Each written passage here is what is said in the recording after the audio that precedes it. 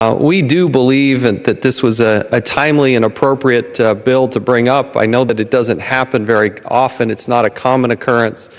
And that's because a lot of what Washington, D.C. does and passes is not something that's of any controversy whatsoever. But when you have the Attorney General for the District of Columbia saying this has problems with the Constitution, problems in the law, when you have Mayor Gray make the same case that this has problems, I hope that both sides would recognize, no matter how they vote, that this law that was transmitted to the Oversight and Government Reform Committee, to Congress, is problematic. And they've admitted such. They know that it's problematic.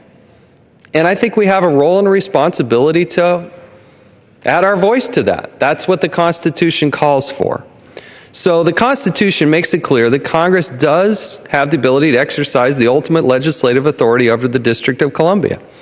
In the typical case, Congress plays no part of it. The overwhelming majority of pieces of legislation that get transmitted to us continue to sail on. But the RONDA legislation is passed by the D.C. Council, left us but no choice to act. The bill affects the hiring practices of all D.C. employers, but provides no exemption for religious or political organizations that work to advance certain beliefs regarding reproductive health. And because of this, the bill fails to ensure that protections are guaranteed under the First Amendment. As I said before, the former D.C. Mayor Vincent Gray, a Democrat, wrote the D.C. Council twice, warning that this bill was unconstitutional.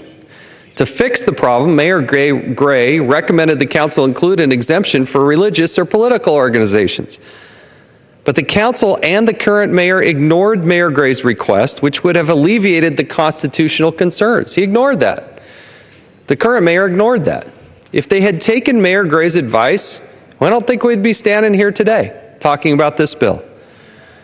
Washington, D.C.'s current mayor, Ms. Bowser, also saw the problems with the bill. She requested the council pass temporary, and that's important, temporary, emergency legislation clarifying the bill doesn't require employees to provide insurance coverage for reproductive health decisions that an employer does not agree with. So that's an important part of this discussion. But the legislation is only temporary, so the bill remains unclear as to what the D.C. requires D.C. employers to cover.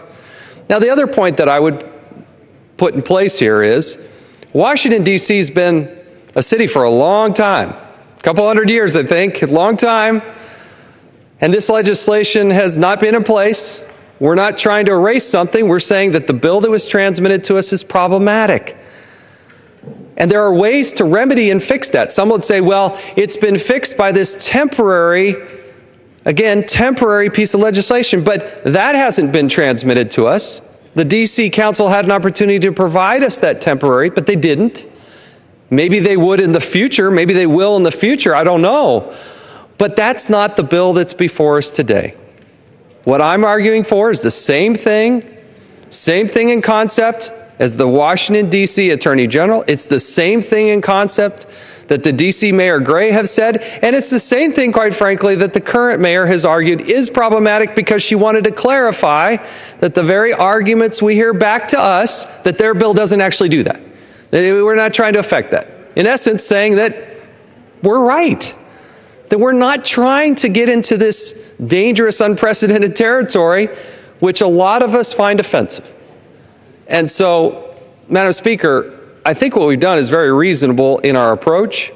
We have very differing approaches in mindset. I get that, but I do appreciate the debate. That's what we're supposed to be doing in Congress. I appreciate the gentleman from the District of Columbia, and certainly our ranking member, Mr. Cummings.